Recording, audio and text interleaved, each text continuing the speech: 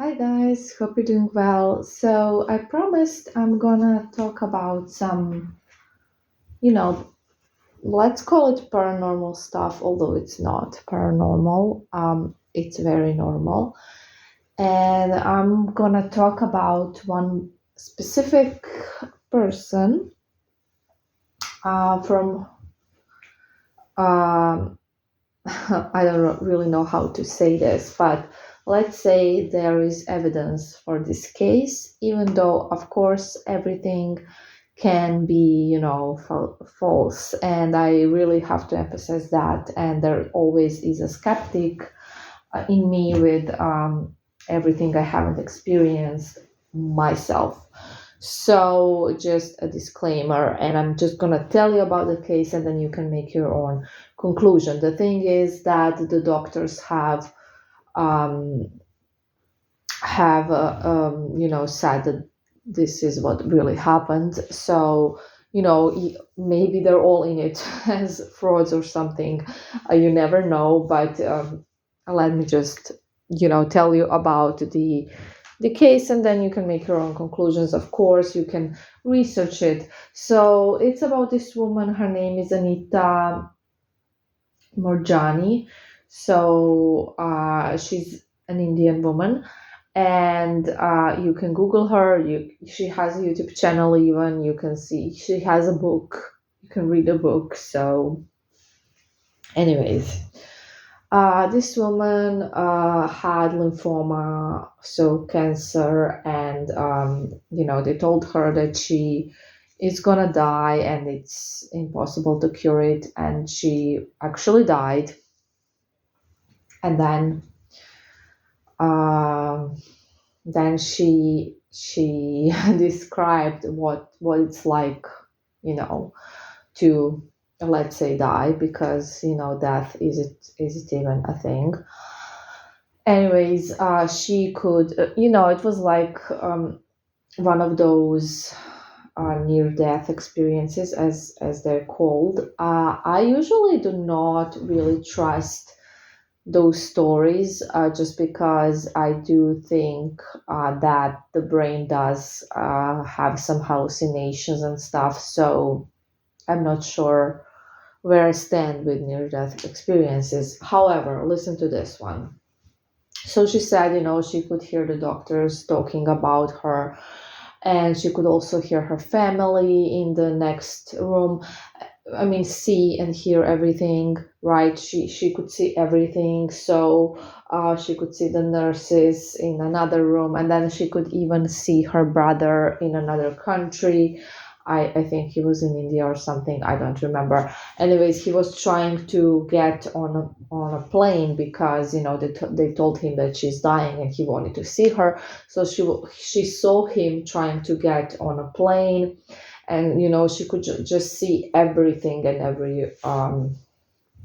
everyone, basically, from where she was. And she said that she saw her dad, which has passed, and some other people, and then she returned. I'm making this short, right? It was a whole story, obviously. I'm making it short just to kind of make the points here.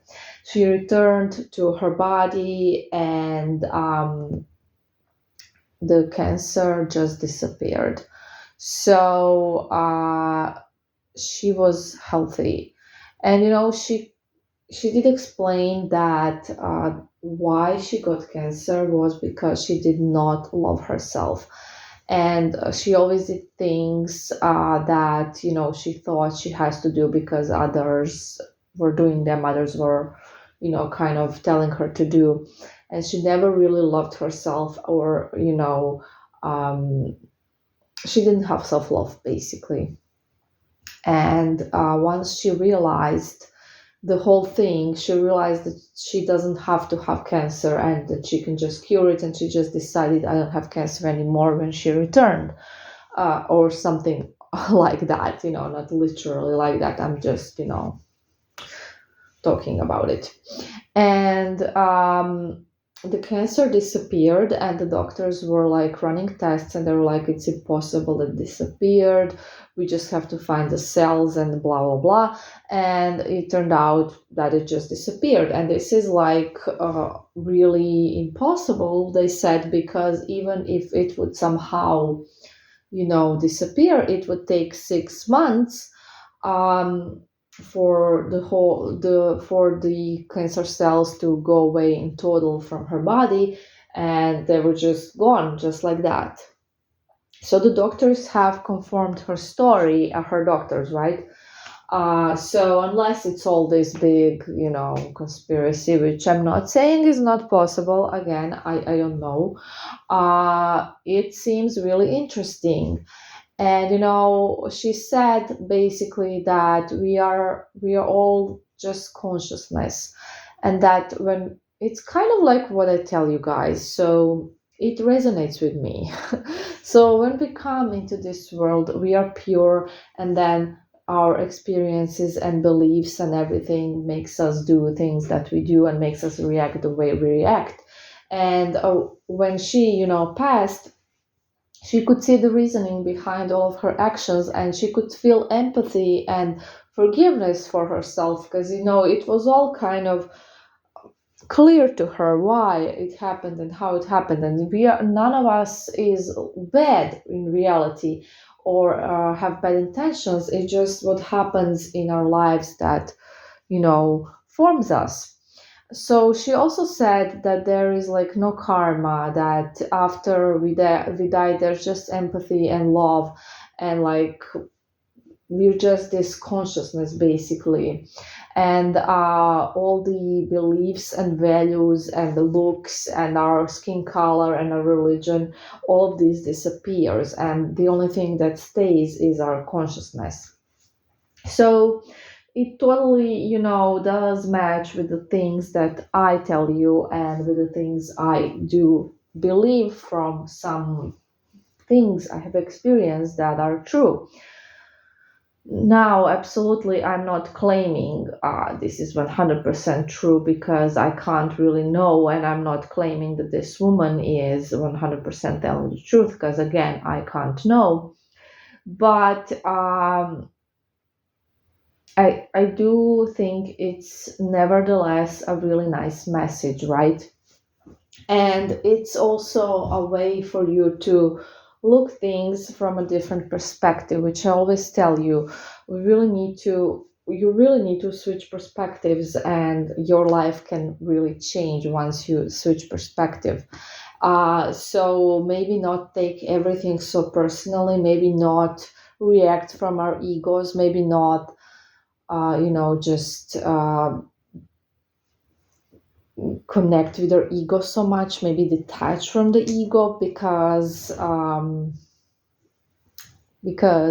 things are not like we think they are, and this is just one experience that's actually quite meaningless. And people that hurt us are basically people that are hurt, and that's why they react the way they do. And maybe we should just have more empathy, and maybe more love, more self-love. Number one, she did mention how important it is to have self-love, which I always tell you again. Having self-love, feeling you're worthy, that's self-love, right? So all of our issues are basically coming from that part, from our wound, where of course it's not our fault, because when we came here, we absolutely were completely, let's say, perfect, and pure. And then things happened, and that's why we don't give ourselves love. But she said how important it is, and that's like the most important thing, to basically love ourselves, have compassion and empathy for us, and not always feel guilty, not always accuse ourselves, not always be like so strict with us. And I struggle with this as well, and I'm sure you do too, and everyone pretty much does. But I think she does spread a really nice message. And I want you to kind of switch perspective, because when you switch perspective and you let go of the resentment, of the anger, of the attachment, and all of those things, that's when your spells, and yeah, I'm going back to spells, are not delayed anymore, are not blocked anymore, and they can actually reach to you if it's meant to be. So, and just in general in life, it's a really beautiful message. So, changing your perspective, think about it. Just try to look things differently, seriously, because maybe not everything is as it seems to you. Maybe we can't really know what others are thinking and feeling, and you just from your ego, from your wounded ego, thinking that nobody loves you, nobody thinks of you, everyone forgets you, and that's actually not true at all. So, we are all connected, remember that. And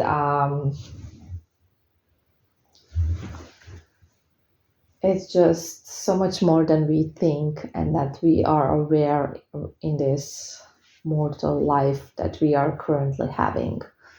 So I don't know if you found this interesting. If you I try to make it really short. You can see it's like only 11 minutes, yay me. And it's like a whole like book actually. So, if someone is interested, they can research it themselves. I'm just not gonna get into the whole thing.